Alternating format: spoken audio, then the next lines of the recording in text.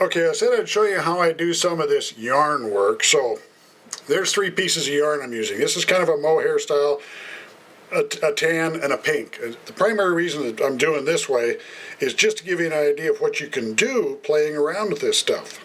Now, I've already started to thread. I'm going to pinch this down pretty well. Now I want a really good stout wrapping done on all of this yarn because it's going to go under some stress loads when I get ready to wrap it all together. I'm going to do a good solid, I'm using 210 denier thread to cinch this down. I'm going to go clear back to the bend in the hook, take this, I'm going to go ahead and do a minor head wrap right there to kind of help hold it stationary. So get that done, get my thread caught up. Now you notice I had 3 strands of thread here, so I'm going to cheat and I'm going to braid these a little bit just to give it an even more mixed color surface when it's all done. It doesn't have to be braided real tight, just a nice simple, just enough to mix it together really.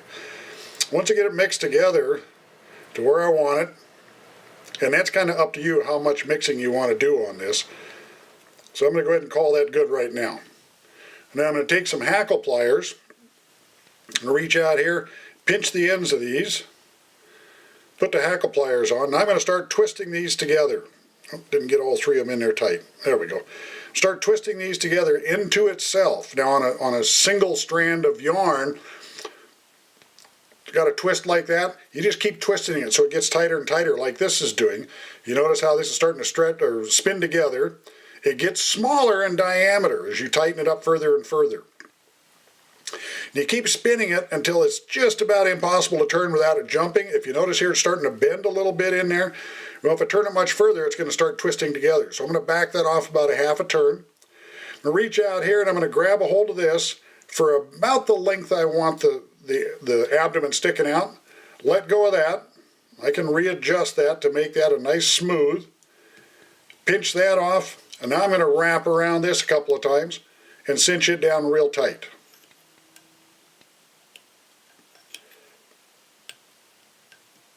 Okay? Now, take that loose. These aren't really long enough to do it with, but you can take these now and wrap these over the top for the thorax.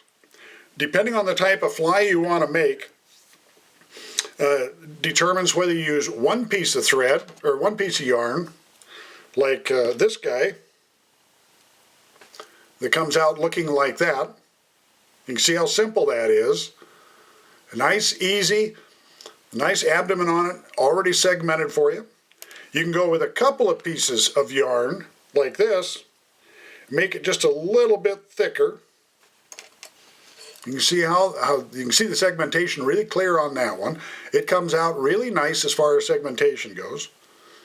You can do a real heavy one in pretty much a single color, depending on what color you want to use, so it comes out like that. If it's twisted a little bit like this one did, you can reach in and grab a hold of the tail end of the yarn and pull on it, stretch it a couple of times, and get that to where it pretty much evens back out right to where you want it for segmentation.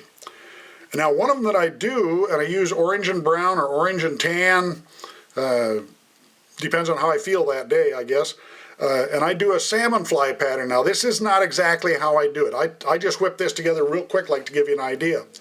But by mixing the orange and brown together, you can see what that does for coloration. There's orange, brown, and pink in there, and you can see what that does on the coloration as far as being similar to a salmon fly. Now on this I just used some leftover duckwing. I normally would use about 10 to 12 strands of elk hair tied so they come right down the side of this fly. And then I fish it wet. And the reason I do is from an old biologist entomologist that I met years ago. He said, well, you know, the fish don't actually feed on the salmon fly, and I thought he was totally crazy until he explained it. And when he explained it, what he said was, the salmon fly coming down, the female comes down to the water, bends her tail down like that and starts spitting eggs in the water. The protein scent of the egg in the water cues the genetic response on the fish to feed. They're not actually feeding on the salmon fly, they're grabbing the egg delivery system. And one other comment he made that made sense because of I do a different style of fly fishing. I have a lot of people laugh at me, but I'm catching fish and they're not. I've used dry flies on sinking line and twitched them around in the water and caught all sorts of fish on them when the same dry fly on the surface didn't work. He said they will bypass everything for the emerger because it's 100% digestible. Now, before you go, no, wait a minute. No, the salmon fly climbs out on the bank to shuck, dry, and fly. The good part about it is the fish don't think about that. If you have something that looks like the emerging version, underwater, twitching around, not just drifting by, it can become, quote, an emerger in the eye of the fish. The fish see that and will go after that immediately.